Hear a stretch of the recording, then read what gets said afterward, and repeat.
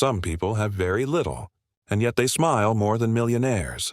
Why? They live in small homes. They live on Social Security. They clip coupons and count every dollar, but somehow they carry a lightness that money cannot buy. You see it in their eyes, in the way they greet the morning, in the quiet joy they find in simple things. So what's their secret? That is what we're here to explore. Because a rich life isn't about how much you have, but how deeply you live. In this video, we'll walk through 8 truths that bring peace, purpose, and joy. No matter your bank account, these are not tips from experts. They are lived wisdom from real people who've made the most of what they have. So, take a moment, breathe, and stay with me. You might just find a little more joy waiting for you right where you are.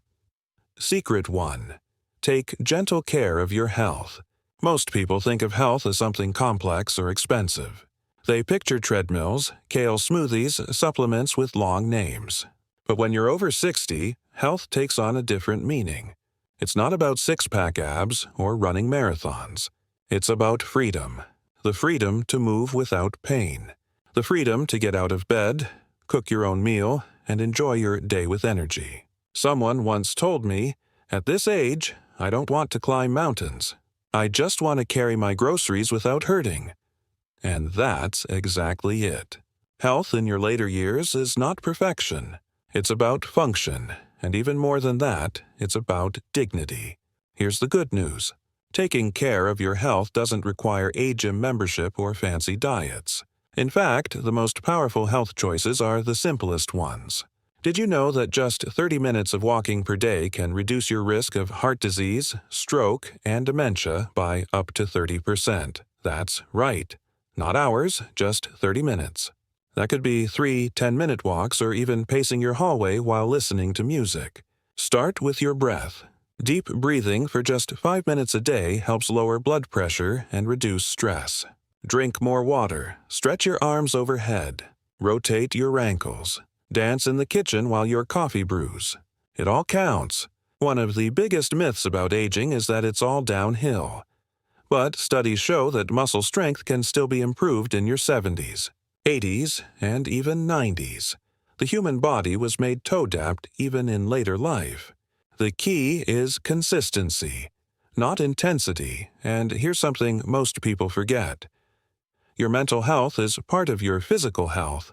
Joy, laughter, peace, these aren't just feelings, they're medicine.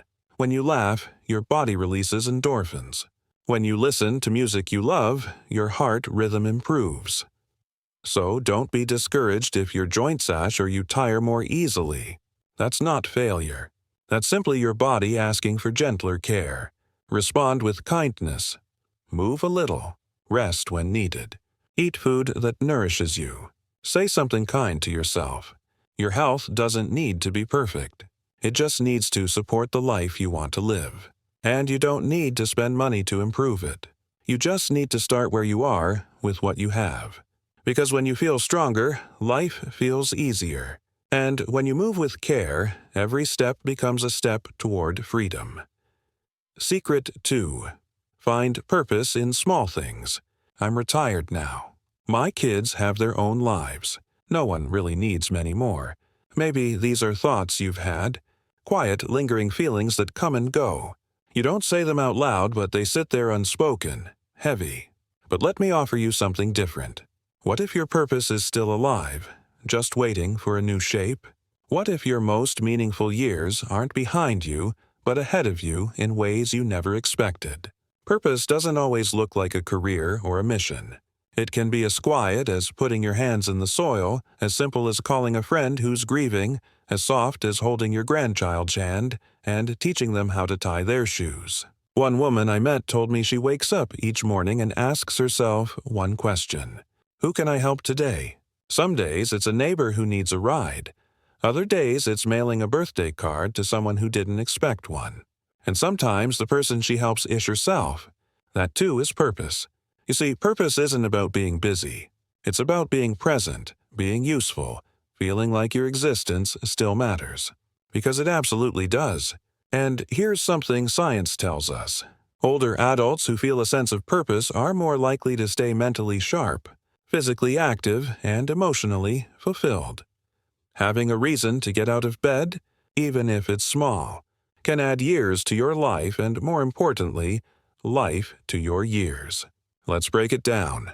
Purpose can be writing down your memories to pass on to your grandchildren, volunteering 1 hour a week at the library or church, fixing something around the house instead of letting it stay broken, sharing wisdom with a younger neighbor friend. Even sitting quietly and praying for someone counts because love is action, even if it's silent. Never underestimate how much a kind word or a small gesture can mean to someone else. You may not know it, but the way you live can be someone else's light. So, know your purpose is not over. It's not lost. It's just evolving. And your life, even now, holds incredible value. Secret: practice daily gratitude. Imagine waking up to a soft morning light. You reach for your cup of coffee. It's warm in your hands. The room is quiet but not empty. Outside, you hear a bird singing just one note at a time. You take a breath, and in that small moment, you whisper, "Thank you." That's gratitude. It's not loud. It doesn't need to be written in big letters. It lives in the stillness, in the noticing, in the choice to see what's there rather than what's missing. For many people, especially as we grow older, the habit of gratitude becomes a form of emotional survival. When things feel uncertain, your body changes, people move away, money gets tight. It's easy to feel like life is shrinking. But gratitude helps us remember how much is still here, how much is still working, how much beauty still quietly exists all around us.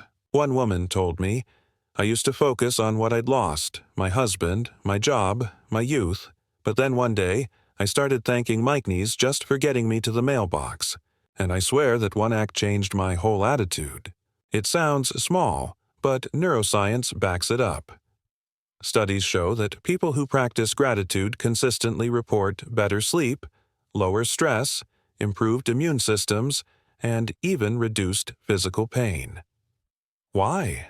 Because gratitude shifts the brain's chemistry.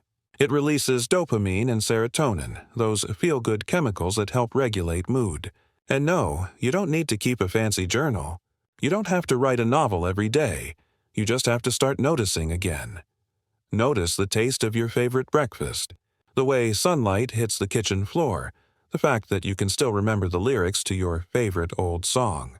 These aren't throwaway moments. These are treasures. If you're not sure where to start, try this tonight. Before bed, name out loud 3 things you're thankful for today. Just 3. They could be simple, like a talk to my son. My soup turned out great. The sunset was beautiful. That's it. But over time, those little reflections add up. They change how you see your life. You stop scanning for what's wrong and start leaning into what's right. Gratitude doesn't fix everything.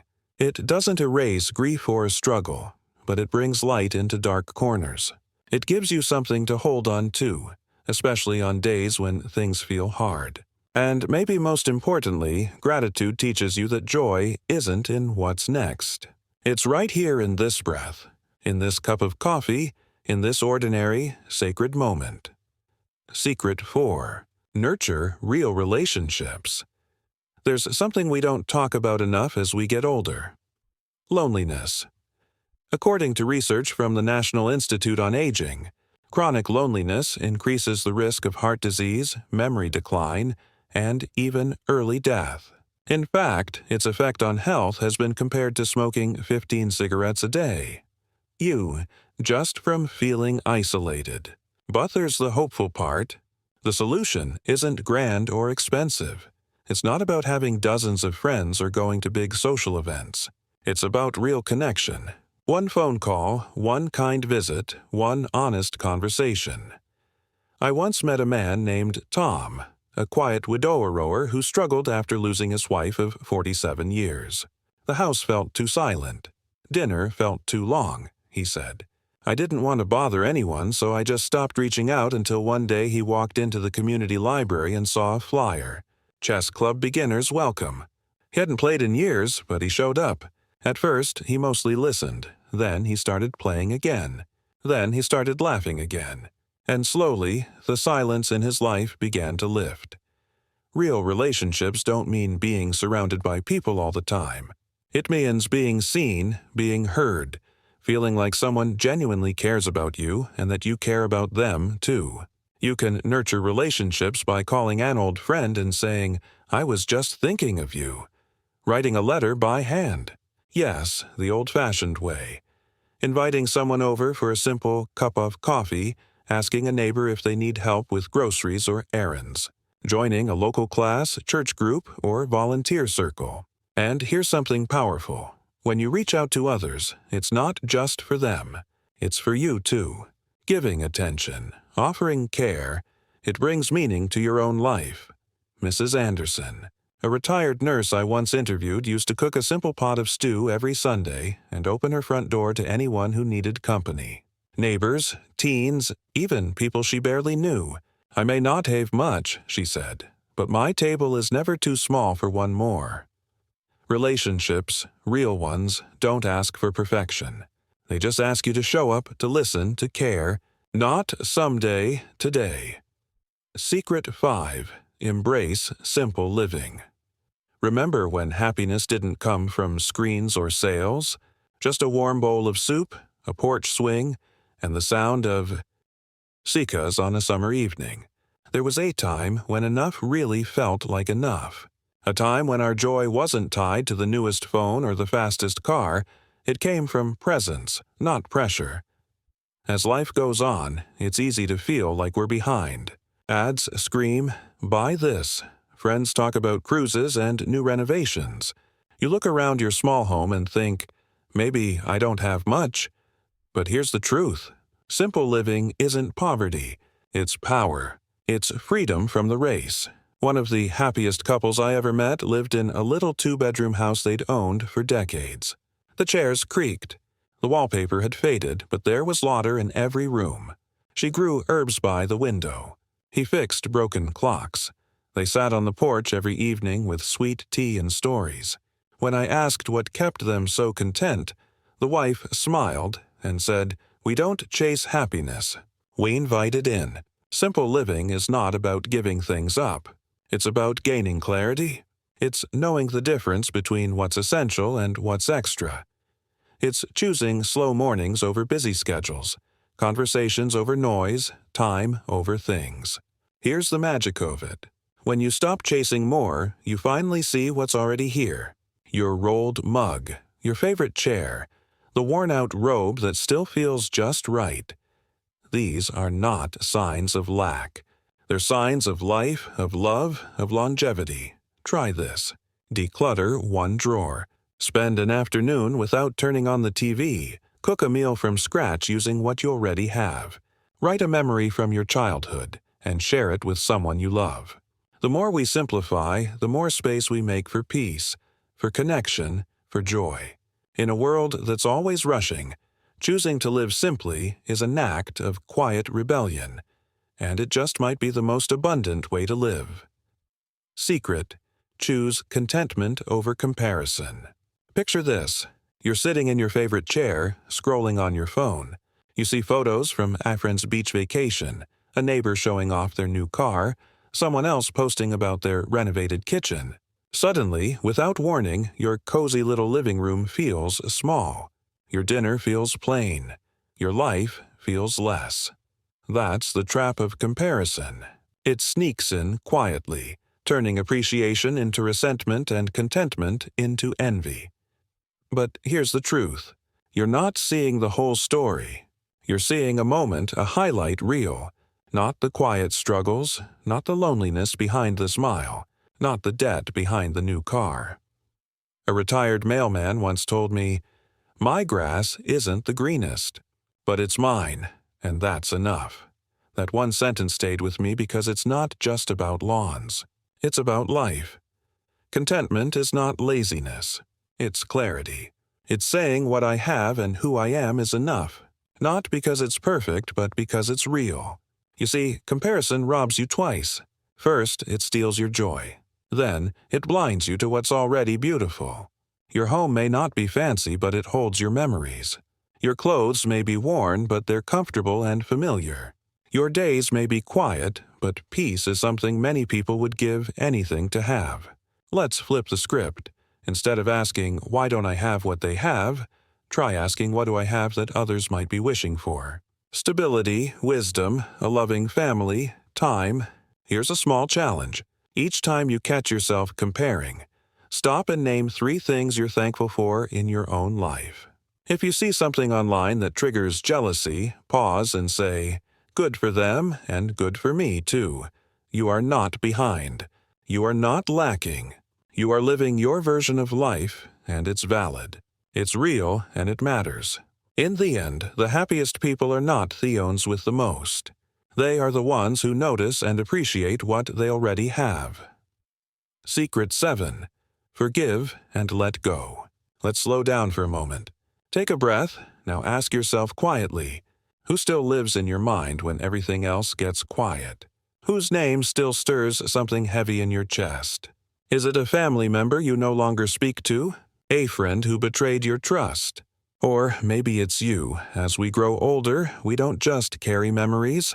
We carry weight, emotional weight, from things said, things unsaid, choices made, and people lost. And the truth is, the older we get, the more that weight adds up.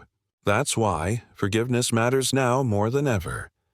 Forgiveness is not about saying what happened was okay. It's not about pretending something didn't hurt. It's not even about rebuilding a relationship that's been broken. It's about you. It's about freeing your heart from the burden of resentment. It's about choosing peace so that the years ahead feel lighter than the ones behind you. I once met a man named Harold. He hadn't spoken to his only brother in 18 years, a falling out over something small that turned into something massive. After his wife passed, the silence in the house became unbearable. And one day, sitting on the porch, Harold whispered out loud, "Why am I still angry?" That whisper turned into a letter. The letter turned into a phone call, and the phone call turned into a reunion 2 decades late, but not too late. He told me, "I didn't do it for my brother. I did it because I wanted peace before I left this world." That's what forgiveness gives you. Not always resolution with the other person, but resolution within yourself. And sometimes the hardest person to forgive is not someone else. It's you. We beat ourselves up over past decisions, missed opportunities, regrets that still echo. But here's something I hope you remember. You did the best you could with what you knew at the time. You've grown. You've learned. You've become wiser. Isn't it time to let go of who you were so you can fully live as who you are now? Here are gentle ways to begin. Write a letter you never send. Pour out the hurt, the anger, the sadness. Let the paper carry the pain, not your body. Say out loud, "I release you. I release this. I choose peace." Place your hand over your heart. Take a breath and say, "I forgive myself for not knowing better. I'm allowed to move on." Forgiveness isn't a single act. It's a quiet practice you repeat little by little until the grip loosens and you can breathe again. It doesn't mean forgetting. It means choosing freedom over bitterness, peace over pride, clarity over chaos. And here's the most beautiful part. When you forgive, you don't just heal the past.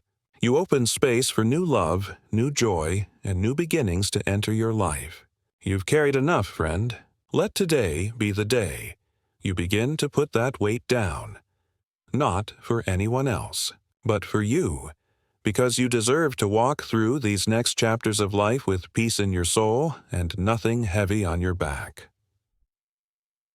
Secret 8. Stay curious and open. They say you can't teach an old dog new tricks, but you're not a dog, and you're not done yet. One of the most powerful ways to stay young in spirit is to stay curious, to keep learning, exploring, and discovering. No. You don't need to go back to school or take complicated courses. Curiosity is much simpler than that. It's reading a book on a topic you've never explored, trying a new recipe, asking your granddaughter how her favorite app works, joining a beginner's yoga class, listening to a podcast about history or art, or even gardening. I once met a 78-year-old man named Frank who took up painting for the first time in his life. He said, "I figured I've seen enough sunsets in my lifetime.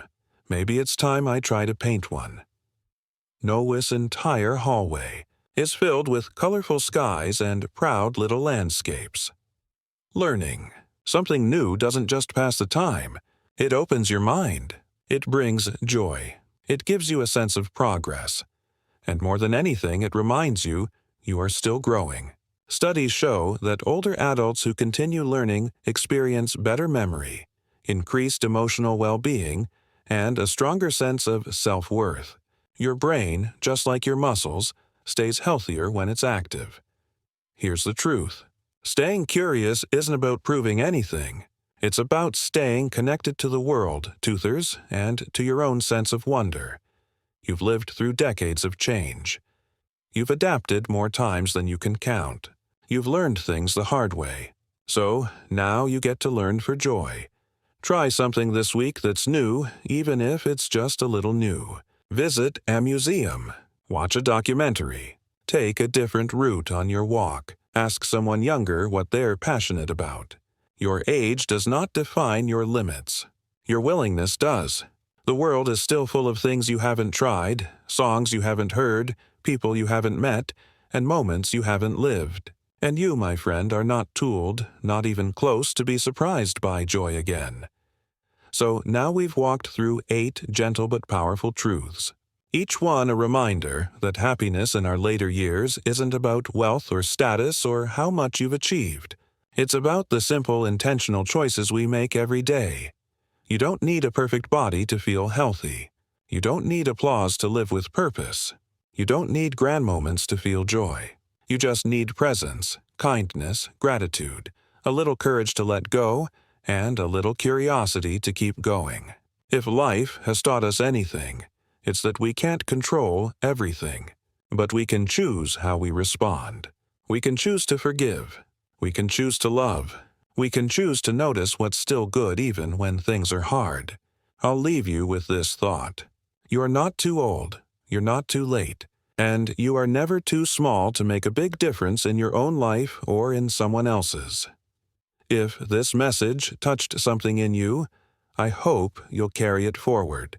Not just by remembering these words, but by living them.